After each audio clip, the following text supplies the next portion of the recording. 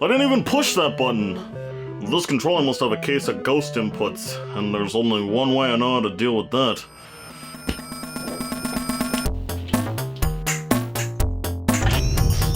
Oh, you're toast now.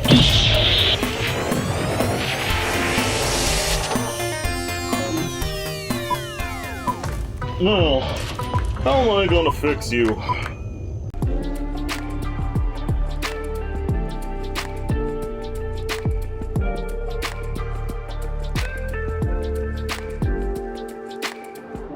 Hello and welcome back to the Video Game O.R, the series where we show you the process in repairing and restoring all things gaming. Today we'll be going over how to fix controller ghosting on PS3 controllers. You may ask what controller ghosting is, and in short, it's when your controller is registering inputs without, well, you giving it an input. The process to repair this issue is rather straightforward and can be done in under 10 minutes, so without any further ado, let's begin the procedure. First, you'll need to open up your controller. This is done by removing the 5 Phillips head screws located underneath the controller. With the screws removed, set them aside like my divorce papers and pry the 2 halves of the controller apart, starting at the grips. When removing the shell around the L2 and R2 buttons, press in the buttons and slide the outer shell over top of them to remove it from the rest of the controller. Then set the bottom shell aside and detach the battery from the main board. Remove the little black screw located at the bottom center of the controller's main board. Once removed, lift up on the board to access the root of our controller problems. This ribbon cable is used to register the button inputs from the front flex PCB, and the only thing connecting it to the main board is the screw and a piece of foam.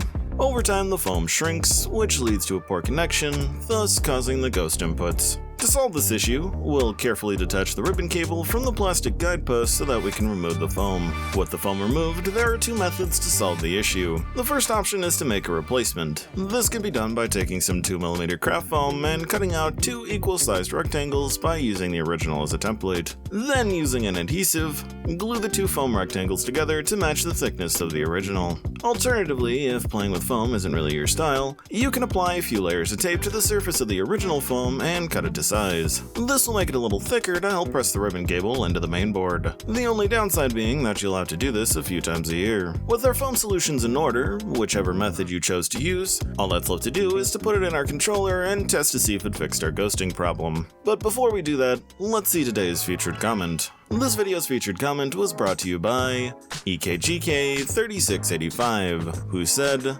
"Great videos, explain step by step, man. Appreciate it." Thanks for your comment, GK3685. Now, if you're new to the OR, be sure to subscribe and say a few words down below for a chance to have it featured in a future episode. Now, back to the tutorial. Insert your repaired foam or replacement into the slot underneath the flex PCB.